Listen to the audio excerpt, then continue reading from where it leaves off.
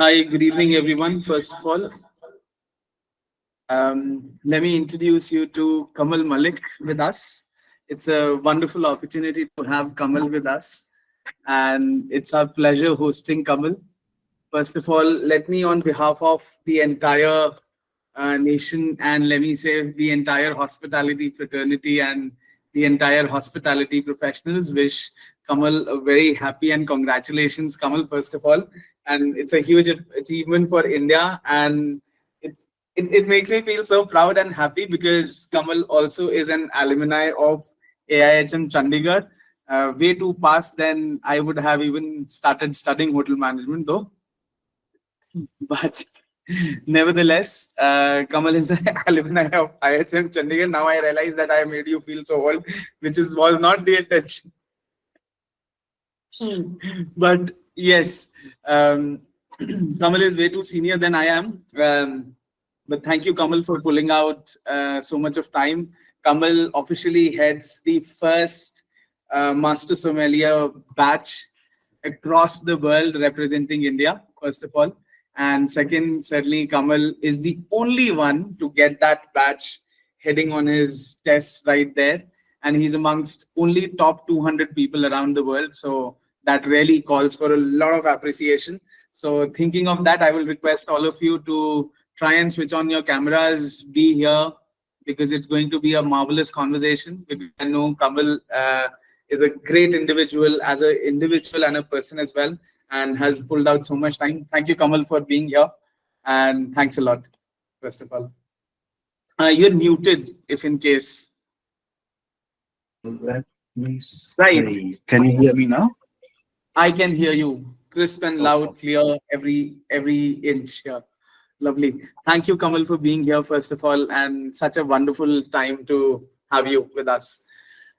So everyone great. must be really curious to know, and I would not take too much of time where I would give you the opportunity to help us understand a bit about your career journey, Kamal, to begin. Maybe how did everything start? How did this boy who must be 20 years old at the time of hotel management in Chandigarh grew up to a level of being here where he is today?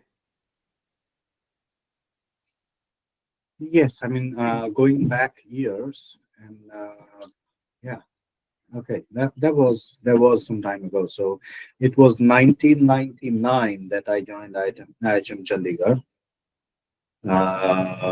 Yeah, it wasn't this century. Let's put it that way. Okay, 99. 99 is when I joined. 2002 is when I finished it. Diploma course still at that time.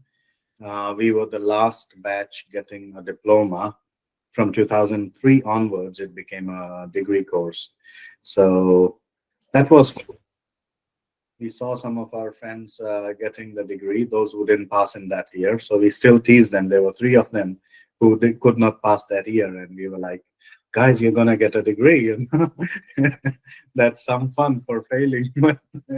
So yeah, life works like that. We had three good fun years in Chandigarh and Mohali, a little bit in Panchkula sometimes when the time came. It was good times. So back then, obviously, like in hotel management, you have to choose one stream that you would go for. And I don't know what made me choose F&B service. Probably because I wasn't that great a cook.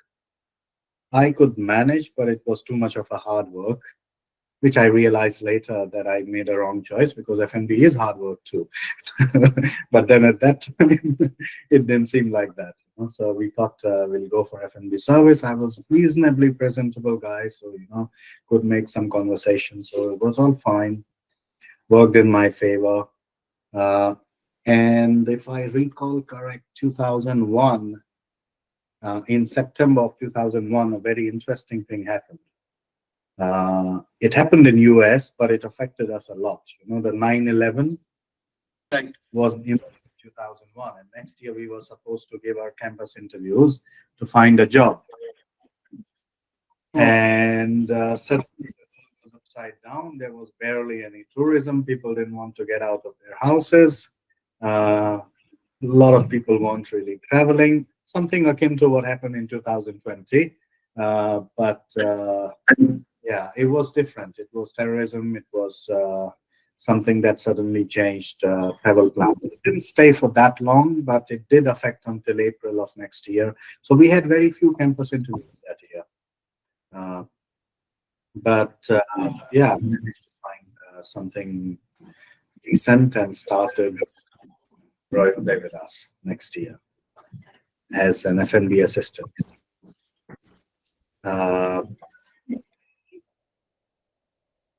I believe, yeah, that was the final call that this is where I'm going. Interview happened in Delhi at that time. Moved to Oberoi De Vilas, and it was thanks to that library one day in IHM Chandigarh that I became interested in wines. Was sifting through the books, and believe me, internet wasn't as strong as it is today. Information was just being put in at that time. You know, to pull out something was someone has to type it all. So that was just in process. So books were still the common medium to find things. So I go to the library and say, okay, second year seemed a little bit tough. And we had to find our way through all those names, you know, all those wines, this, that. Obviously, at 18, 19, you are below the legal drinking age. And if at all, you think about beer. And some of my friends did think a little bit more than that, but it was it was still illegal. And luckily, I wasn't into alcohol at that time at all. So I thought, you know, studying it is the better option. So I found a book, and surprisingly, that book came in very handy a few years later. I didn't know. I just was looking for a good book on it, and it was written by this gentleman, a British gentleman called Brian Julian, who was a master sommelier. I had no idea what sommelier was. Forget master sommelier and everything. I just picked a book, which turned out to be great. I started reading, very helpful, technically correct, and there was a lot of information. So I was good at reading, so I just kept reading. I finished the book. I found it interesting. I deposited it back, and I think a couple of weeks later, I picked it up again, and I read it again. I basically, within the next 2 years, I read the book 3 times for no particular reason. I did not know, but obviously, when it came to the interview next year, you know, at the end of third year, that book came in handy because a lot during my interviews, all the questions related to beverage, I kind of answered very well. And straight away after I joined, Uday Vilas at that time in Udaipur used to be a property, was to open sometime in future. He did it 3 months later after I joined. So at that time, it just came in handy because they straight away put me into the bar because I had answers that they wanted their bartender to give, probably for no particular greatness of mine. It's just found a good. That's what it was, and then the journey began. We had a amazing F&B just come in from US, and he was a certified sommelier. So I remember him coming in, looking at our wine list, reading through, and says, "You have named your wines incorrect on the menu." And I looked at the menu and said, "No, this is correct. You know, it says Chablis, it says Burgundy, and it has a price. What's wrong?" So he was like, "Yes, but which producer?" I said, "What do you mean producer? Chablis is a village. The village is wine." So he was like, no, that's definitely not how it works. And this was Uday Vilas you're talking about when it was in pre-opening phase. Well, it was open already. I had made the wine list without knowing how to do it. And apparently, no one around me knew any better anyway. So this is how the wine lists were written in 2002. So we wrote it accordingly. And then So this now new I can gen, imagine how 2000 wine lists would look like. correct. That's how it was. I mean, it was no different from any other wine list in the world, in our universe, let's say, in India at that time. And if this guy would not have come from US and looked at it, we would not know. We really would not know that there was anything wrong with it. So, so yeah, I mean, he gave his inputs. We didn't understand. Then he said, "Okay, come on, now you're training." And this gentleman, if I can name him, his name is Vikramaditya Singh. Very, very accomplished hotelier. Right. So he then went about teaching me on how to write that wine list properly, how to write a bar list properly, how to make the cocktails in a more decent way. He was an amazing. He had been in his career a very good bartender himself. So he went on teaching. I was keen to learn. So there were times I would end up doing a 16-hour shift. Basically, you finish your shift and then the training starts. And I can complain about me doing those long hours, but that guy was doing the same, right? He had no interest. I mean, it didn't mean anything to him to teach me, but he did. So he was very generous with his time as well. And over next 1.5 year, we learned a few things. And then he moved to Taj Rambagh Palace as the director of F&B. And a couple of months later, I moved to Rambagh Palace as my first supervisory role in bars, of course. So I was a supervisor and I was supposed to make a good wine list, which more or less he did a lot. I was still learning phase, but I was there at that time that I could write a proper wine list. So that was the key learning. And it just went on, learning, growing, understanding how not just sale work, but how the whole system would work, how to price, manage it, how to sell it, how the whole business runs. He was a great teacher, and that helped me a lot. Finally, in 2006, when he became general manager of Taj Exotica in Maldives, he called me up and said, "Okay, you're coming here. We need to do some things." And that was my first time I went out of India and started working in Maldives for Taj. And I realized all these wines taste very different. They tasted more fresh than they used to in India. And then I went to him and asked him, "Seems to be something different. I've not tasted things like this. It's an entirely different way of how these things behave now suddenly." Right. And then he, Good. Kamal, if it is okay, me asking you here, that it's such an interesting part that you came to becoming wine sommelier slowly and steadily, how you learned all the basics of wine list making, everything in your career journey. But I remember while we were having a conversation, this was very interesting that you told me that you came from a very small town and everything happened. So what was that one thing which really pushed you coming from being a very small town boy and thinking I want to do hotel management? yeah, that's another interesting one. Say, okay, so we got this one here. Let's go back to that. We go a few more years behind. I started studying in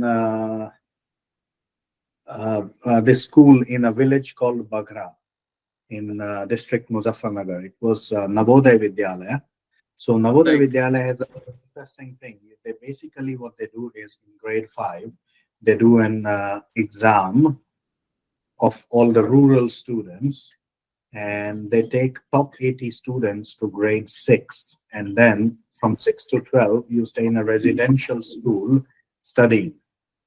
and government pays for everything for those 80 students. Was So I was a rural student, so I applied and I got through, and I go to this residential school. We used to live there. Our teachers used to live there. It was a great atmosphere. So teachers were like were our guardians as well. So yeah, I mean that's how it was. And I in grade 10, I had physics, chemistry, and biology as the optional subject after grade 10 in 11th and 12th. And I was going by that. My maths wasn't that great. And I realized that going this way, it's not going to work out because chemistry and physics also become maths in grade 11. And, you know, like, oh no, this is not what I thought how it would be, my interest is here, but not here. So it's quite difficult to take the path I was thinking, trying to become a doctor or something. So that's not going to work out. What do I do now?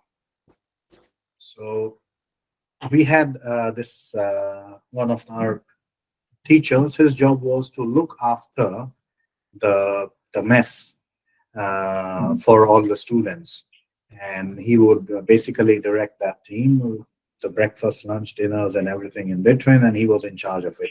So I went to him and I asked him, so what did you do to come to this position that isn't necessarily a teaching position? You don't really teach us anything, but you do supervise this aspect of the work. So what did you do? And he said, I did hotel management. I said, okay, and how does that work? So he said, no problem. I'll tell you. Then what he did is he told me about hotel management. He told me that after that you can go and work in hotels. And me being me from a village, that doesn't sound a very good proposition. To me, hotel was a restaurant. Okay. I had no idea that there are accommodations as well. But then he told me all this and said, this is how it is. There are these big hotels and everything where people come in, and that's what happens. They have restaurants, they have bars, they have all this whole kind of a city in a building, kind of an atmosphere, and that's where you work. Okay, fair enough. Sounds good. And what do you need to do to proceed there? And he said, yeah, let's. That's what the exam is. You get a book, and then he got me a book that he said, study this. You will have an exam.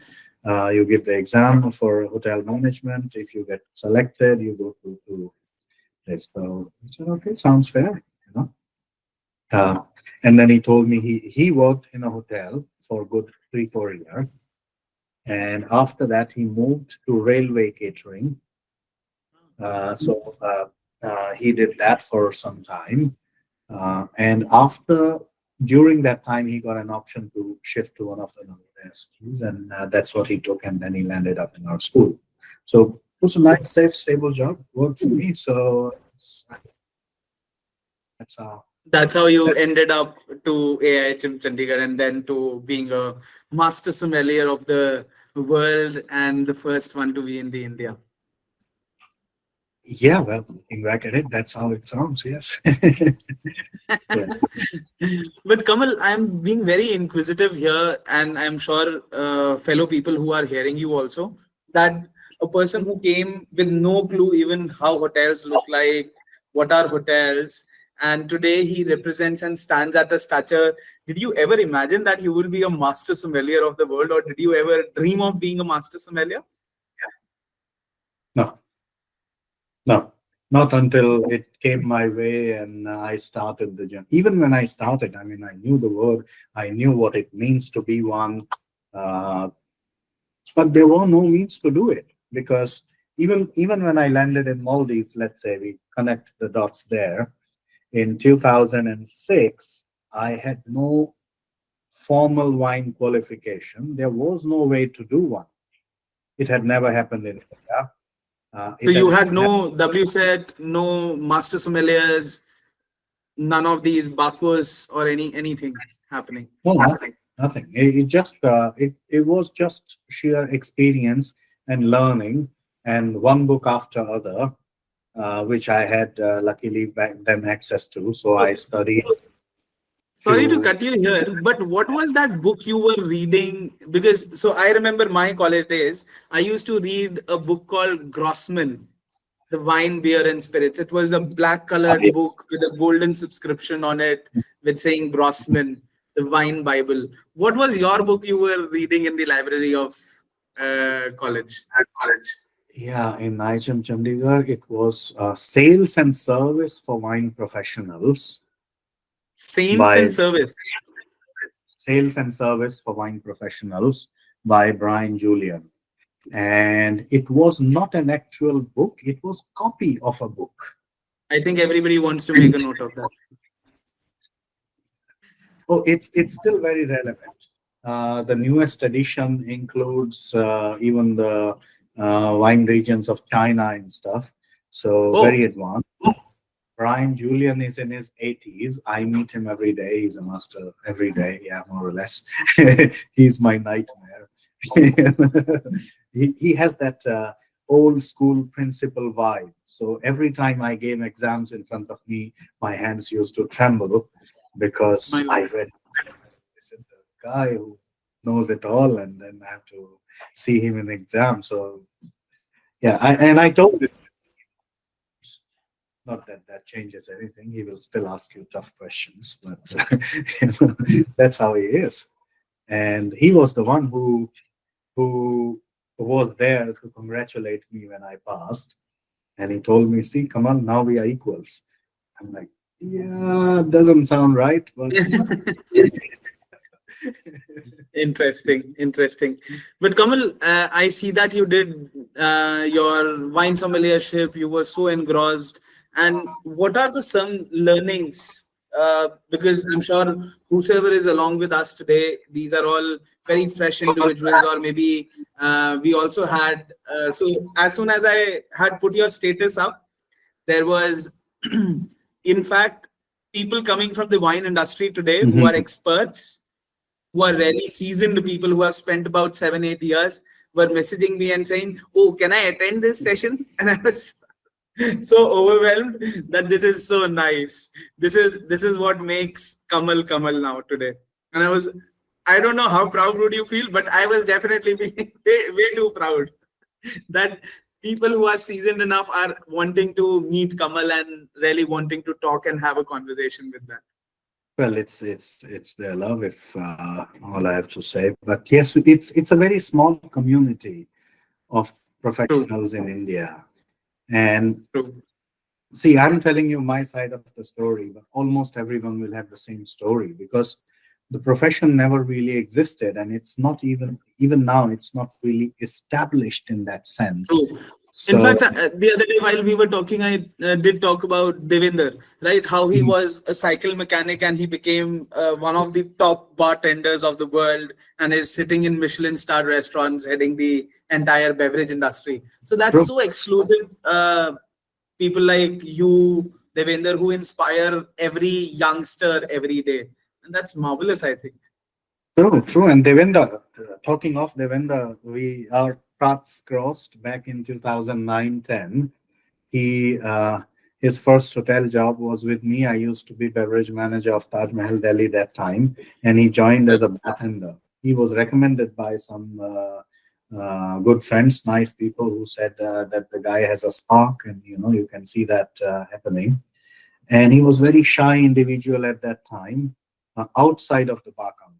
Inside the bar, he would go into his zone and he would create something special. So that was.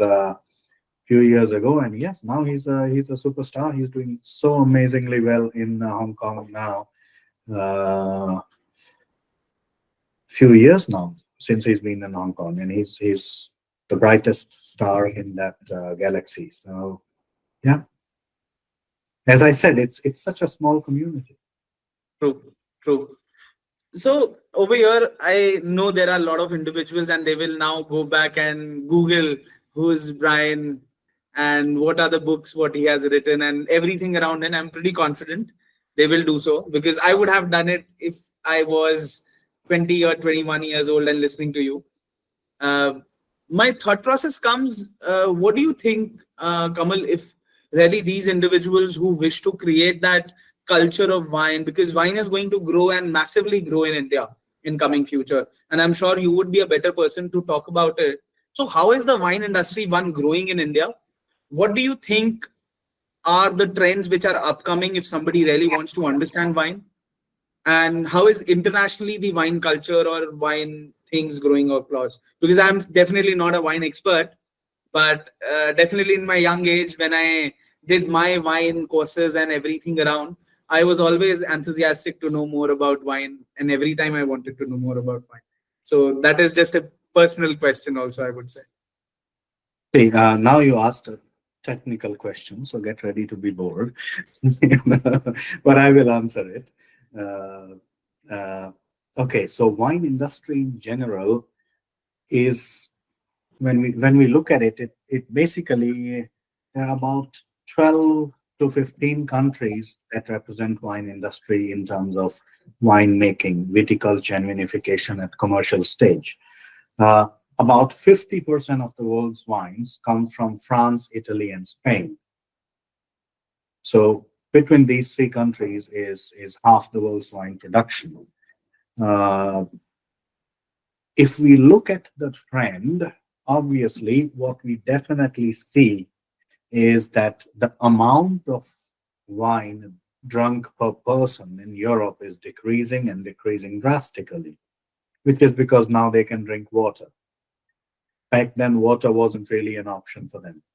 So the water wasn't of the right quality, and that's Right. probably which put them in the zone of drinking more wine. And there were so many frequent wars and everything, and then you would probably drown your sorrows. So consumption used to be really high in Europe. They weren't really looking to export it. And then came the phase of colonization. And these people traveled the world, settled other places, and obviously took their uh, wine consumption was their daily habit. So that's how it spread to the rest of the world. Is it a tasty beverage? Of course it is. But this is how it has spread in today's world. However, what we uncover when we try to really look behind the scene is that the oldest viticultural practices are from Middle East, which eventually became desert, so it kind of disappeared and is found in some pockets now. But Middle East and Egypt were the first few where you see a lot of viticulture and vinification.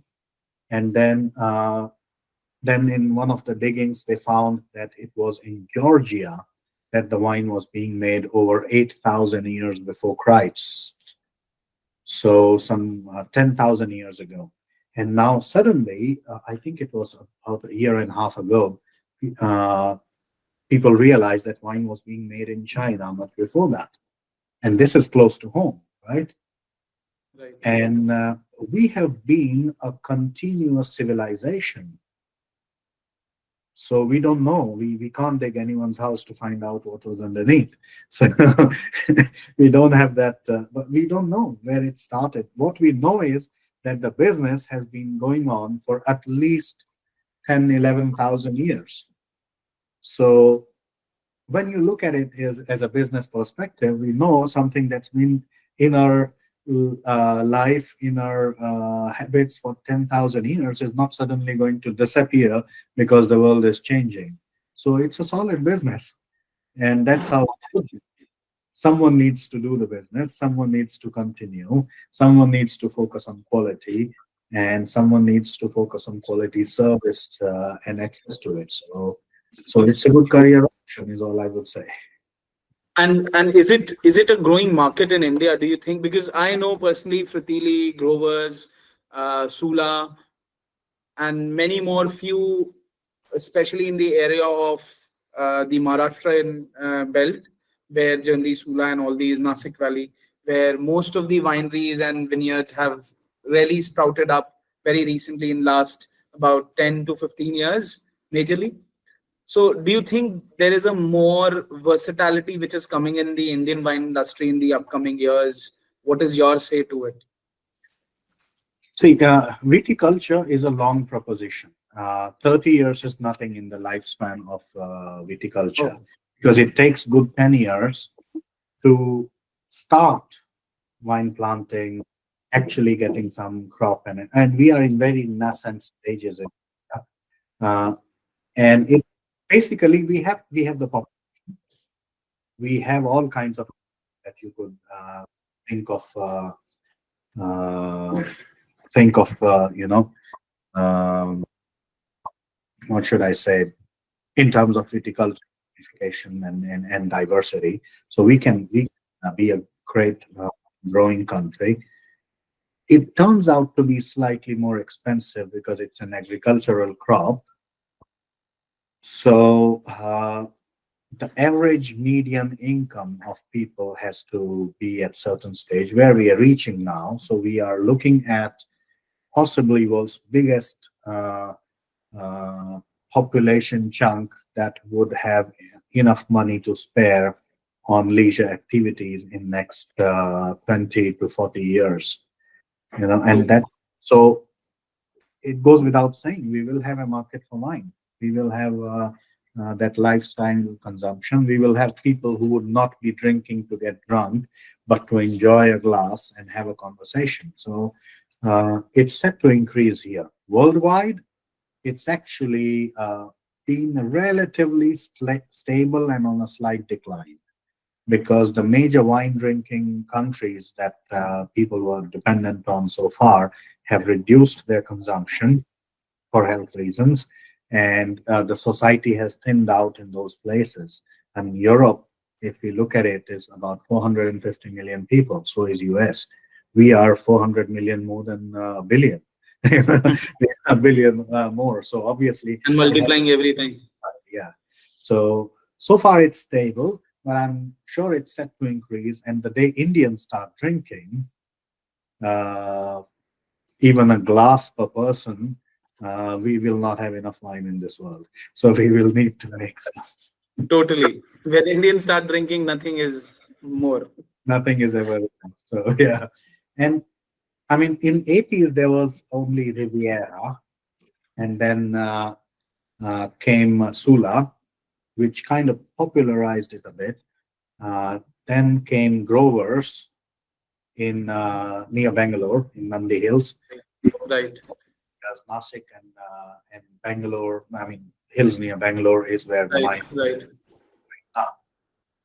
Possible reason is population centers. It has always been throughout the history. When you look at where wine is made, it's near population centers because there's a easy access to trade route, and these are successful cities where people from all over the world come in for business.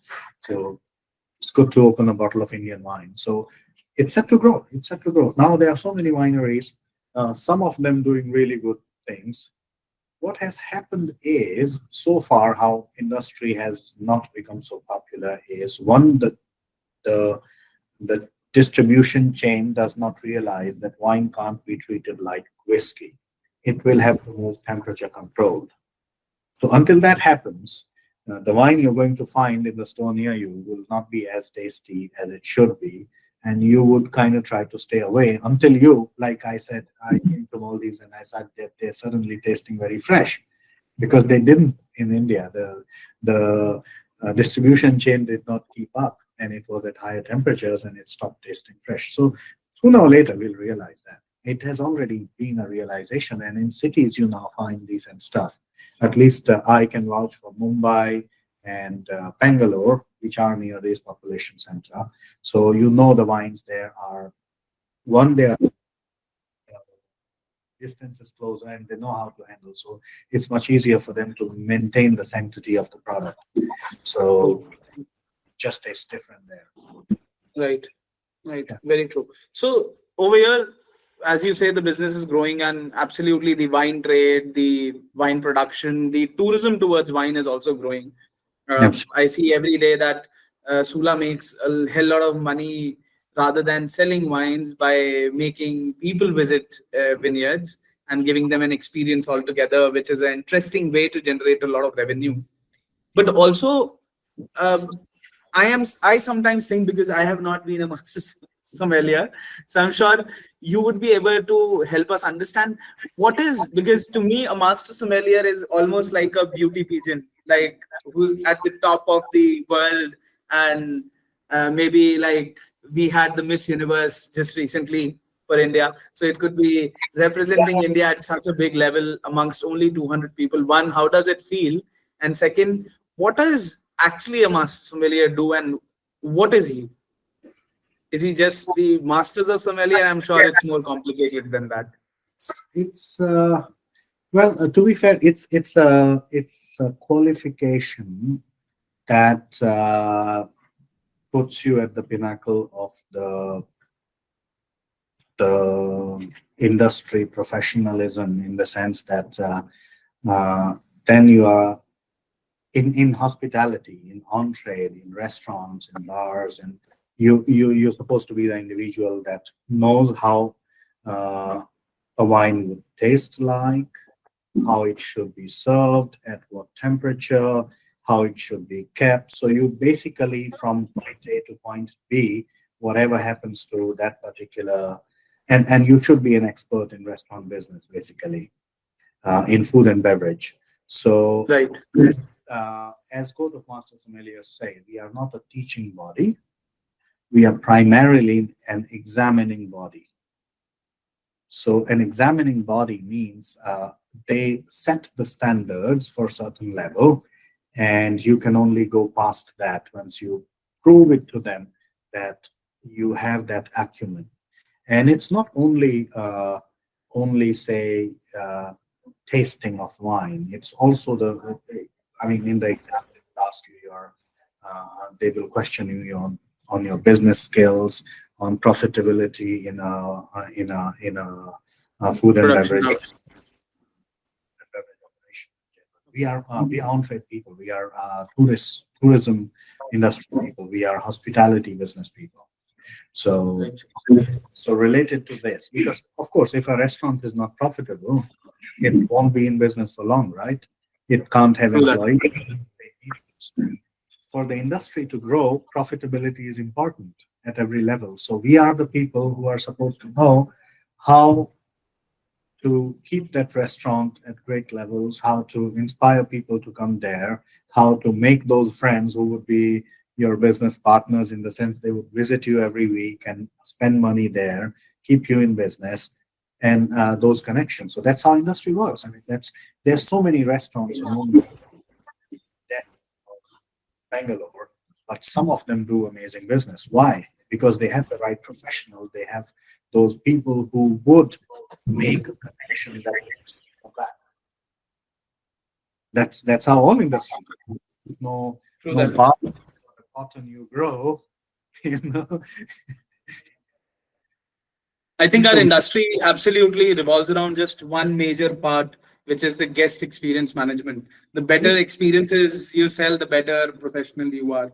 So, hospitality, and I think any customer based market, Mhm. anywhere where there's a customer touch and customer experience being taken care of, the only and only thing is the experience. If the experience is great, you're doing amazing. If the experience goes bad, it just goes for a toss, because you would never have repeat business coming in, as you said. So I think that's the most crucial part and element of the thing.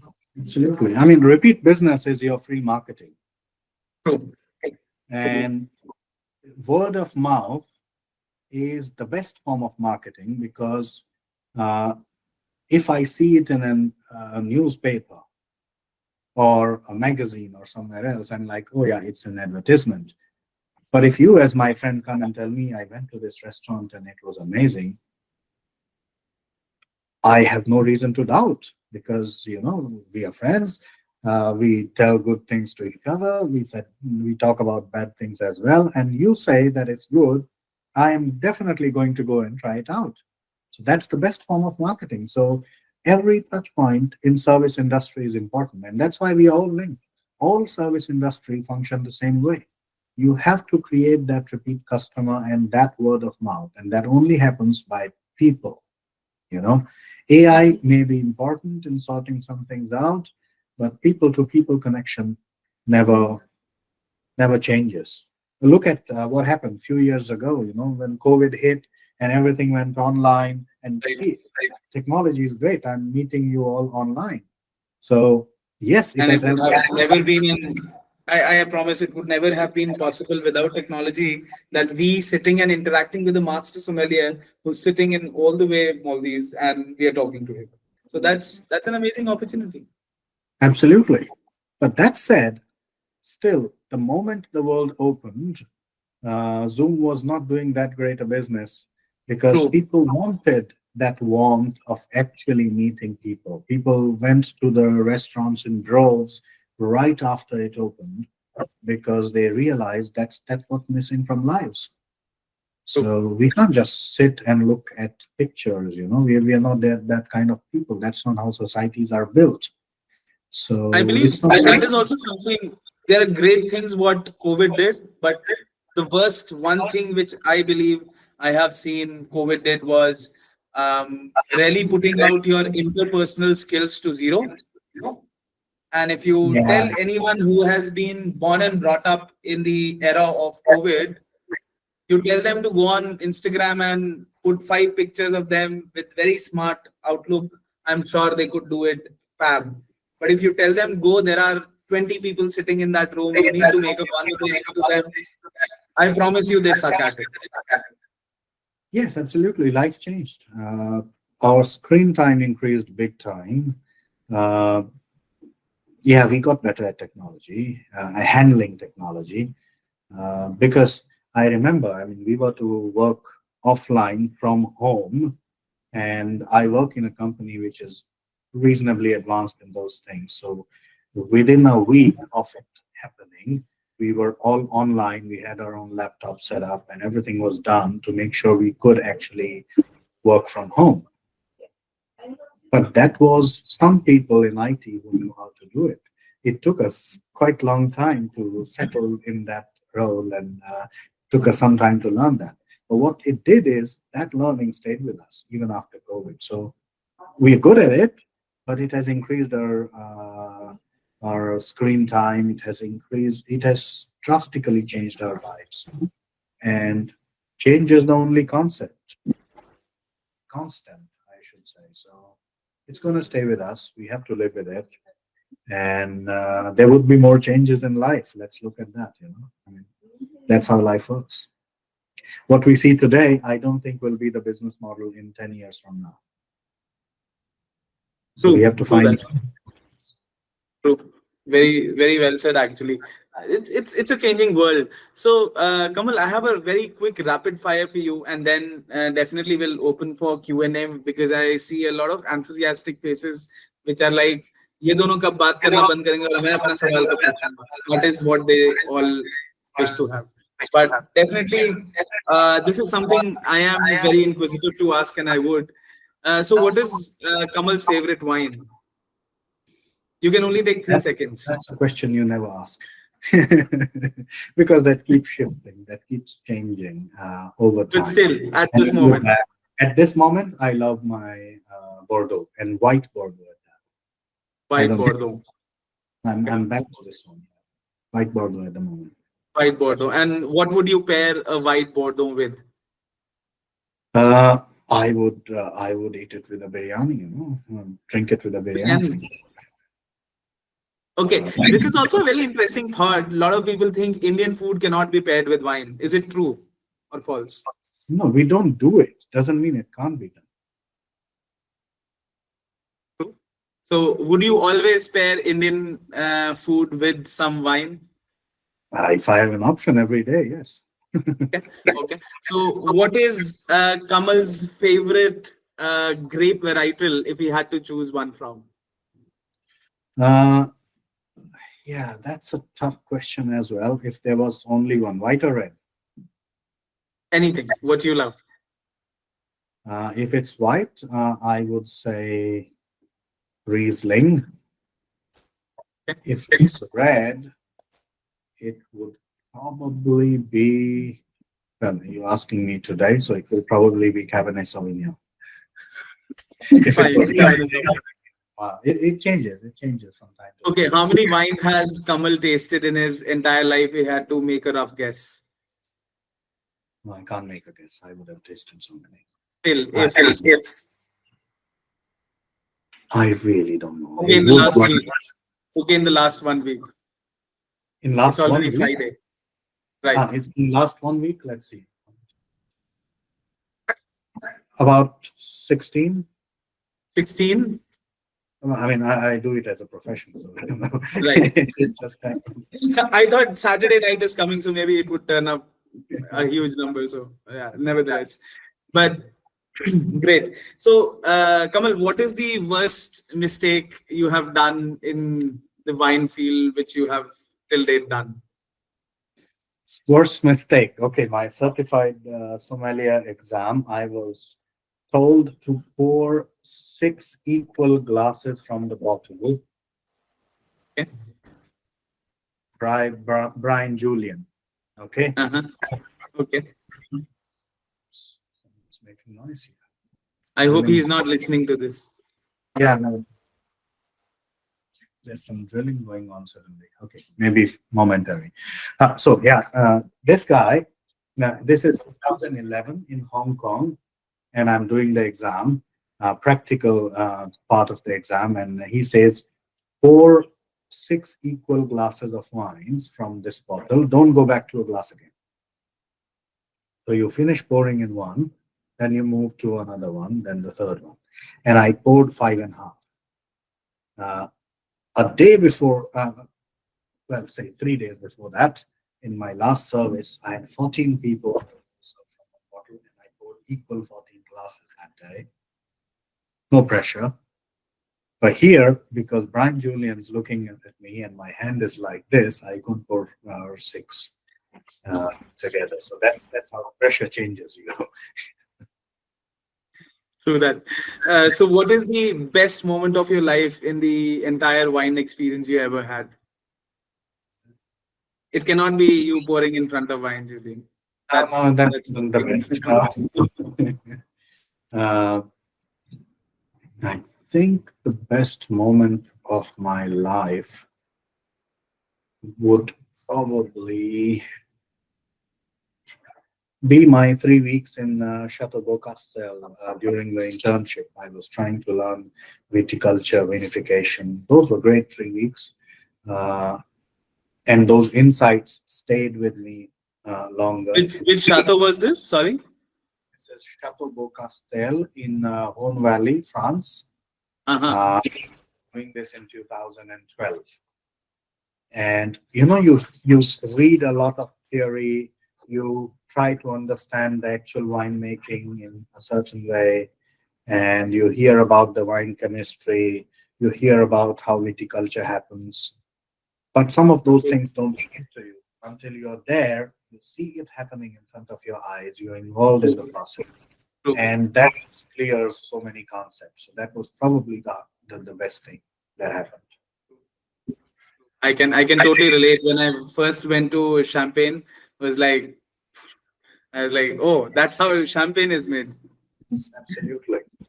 You read, the training methods, Vallée de la Marne, Tailleur Chablis. How are they different? Well, you see the plants, then you see what's happening. So I would not disagree. So just one tip, Kamal, last question from my side. One tip if you had to give to any youngster who is watching and listening to you right now, what would you give to have him build a career in beverage industry or wine industry in India, internationally? How would it be like? See, it's not an easy place, but it's a rewarding place. It's not career. It yields its rewards. You just have to be patient and continue learning.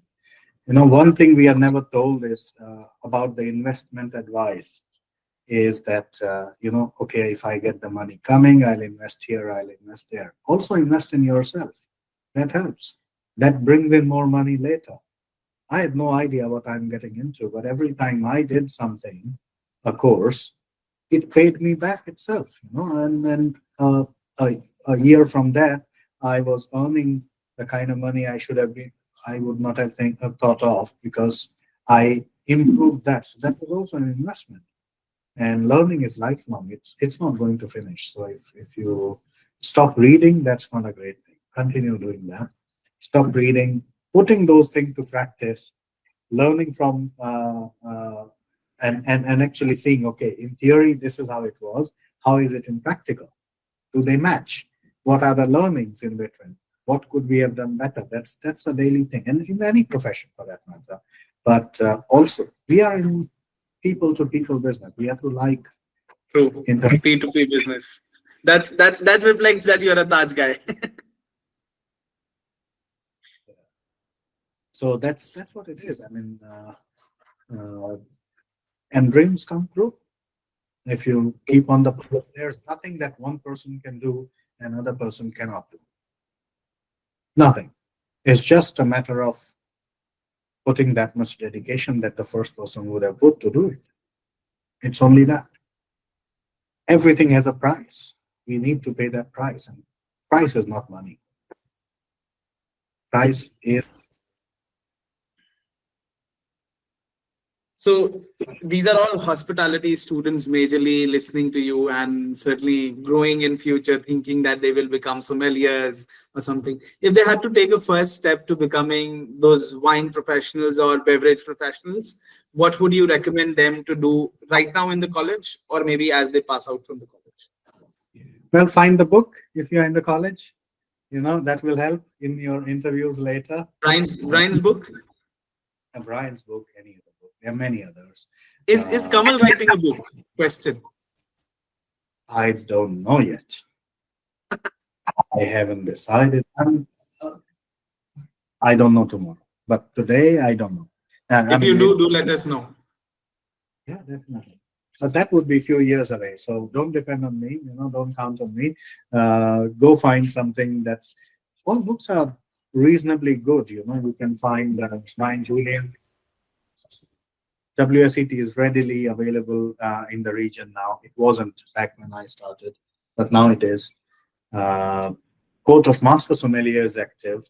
I just got the news a week ago that in 2026, they are going to run the first advanced sommelier course in India.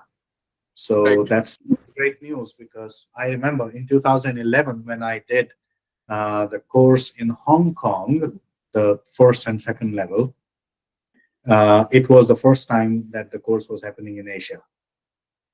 And when I did my advanced for the first time in 2015, that was the first course in Asia as well. Right. So it's come a long way. It's happening close to home, So options are available. There is internet. There are good courses. There's a website, very, very good one. I'll put the name here in chat so that you can see it if you want to take a subscription, if you're really serious. But it's good for all levels, but it costs money. It's $120 a year. So it's for a little bit later. The book of Brian Julian is called Sales and Service. Go download free copies from PDF Google. Easy way. Yeah, absolutely. Technology. I'm K. Julian, and the website is called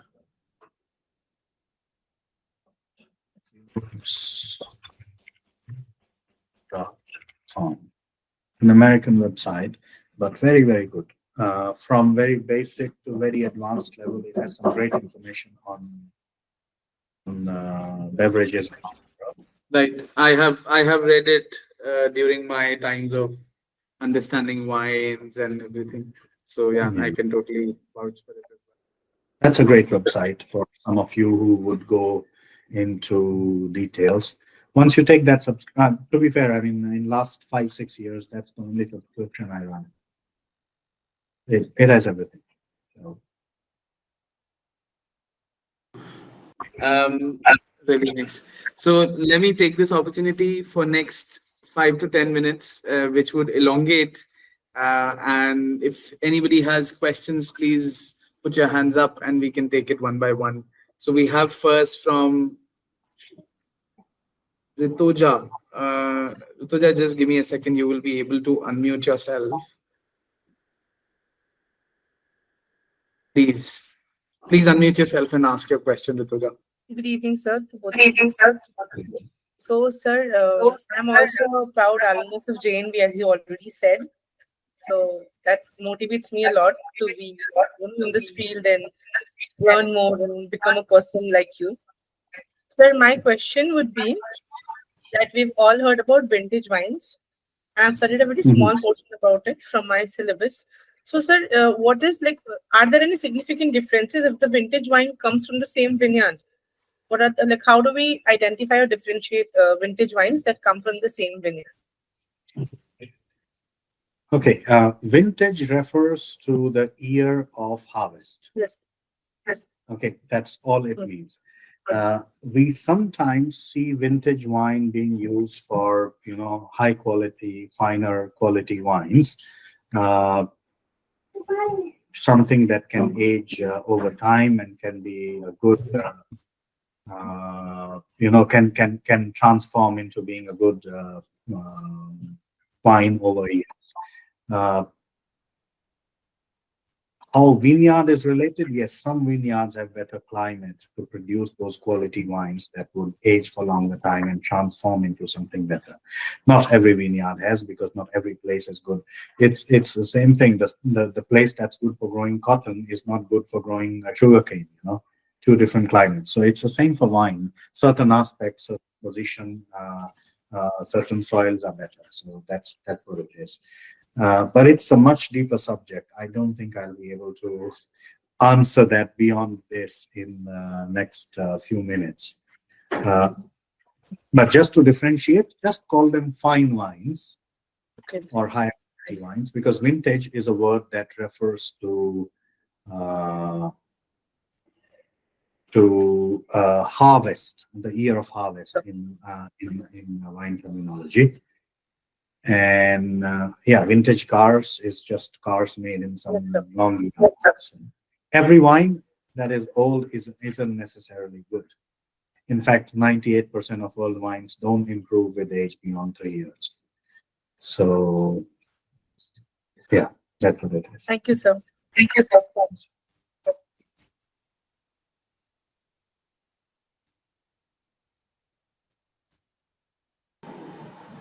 Right. Ria, can you unmute yourself and maybe ask your question? Good evening, sir. It's been Excellent. pleasure to have a session with you. That I have a question regarding like what is the difference between the sparkling wine and crackling wine? Sparkling wine and Crackling, well, crackling I'm hearing wines. the term for the first time, so I won't know. I think uh, yeah, that's also what I understand the challenge. If I say, if I mean, to be fair, I don't know crackling wine. I haven't come across an official term like that.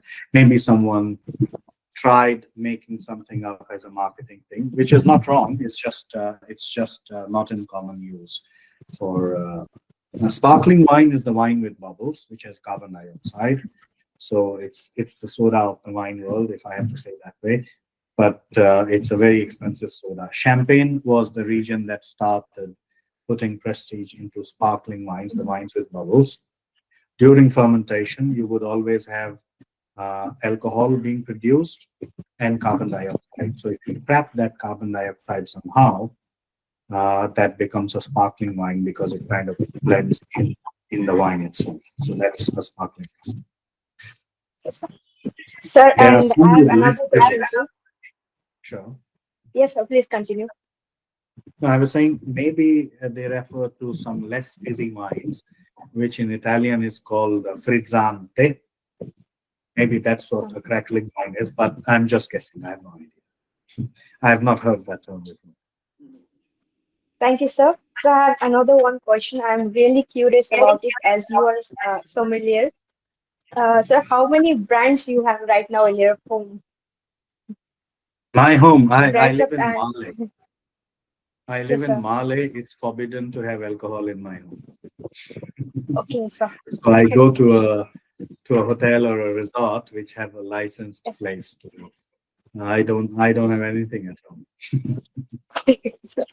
Thank you so much, Funny, sir. that's- Right, guys. If you have questions, Ayan Chatterjee, if you would love to unmute yourself and ask. Hello, sir. Very good evening. Hello. Sir, my question is, sir, now I am preparing for WSET Advanced Level 3. So, I want to know at your time how you prepare yourself.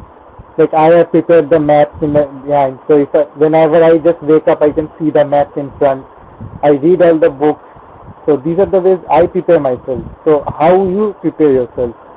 Like how daily you have prepared yourself?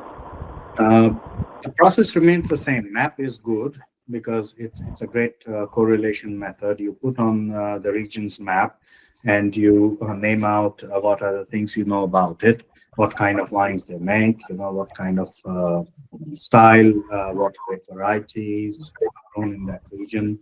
And beyond that, another thing that you need to do is every time you taste a wine, you're going to write a tasting note in a specified way how WSET does it. So that practice, and you have to stay within 10 minutes. You have to list out all the flavors in a certain way and look for it. So yes, so always focus on both the things because you're going to pass a tasting exam as well as a theory exam. Maps are great.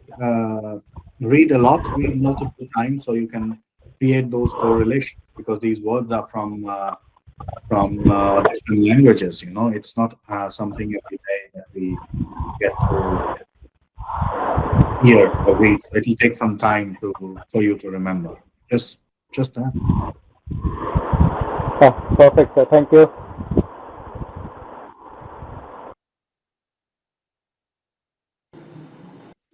Okay, so we have a last question from Prachi. Prachi, do you want to ask? Unmute yourself, ask your question. Prachi, do you want to unmute yourself? You're muted. Right. Can't hear you, Prachi, though. Prachi, we can't hear you. Okay. No. Take your time. Maybe you want to rejoin the session and then ask. Ishan, do you have a question? Want to unmute yourself and ask? Sure, sir. Good evening, sir. So, this might sound as a basic question, but as our campus placements are going on, I would really like to know about how to prepare for the food pairing with wine and the cheese and wine pairing, actually. How to prepare and just know about that stuff. Okay, campus interview from hotel management to. Okay, so how many grape varieties do you know now? Tell me 3 whites and 3 reds. Sir, the white, we have Sauvignon Blanc, Terre Blanc, and the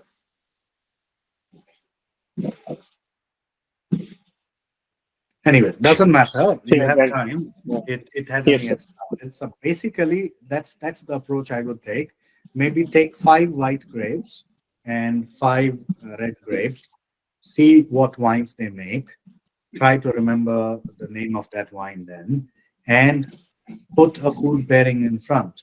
A very basic rule. I mean, at this level, a very basic rule is fish.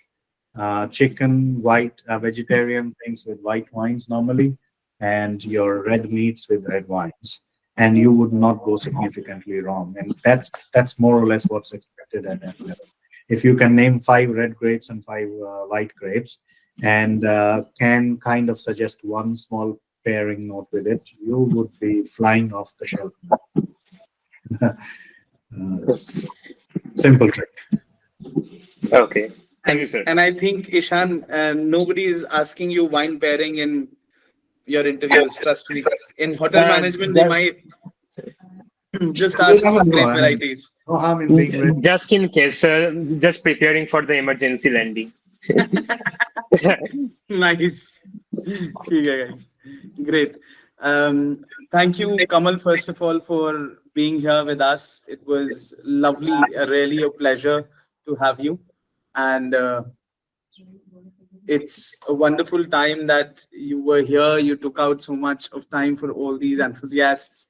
And I think it really means a master sommelier coming to the platform, addressing these young chaps from all across pan India, from Bangalore, Mumbai, Hyderabad, and I think you name it, and they are here.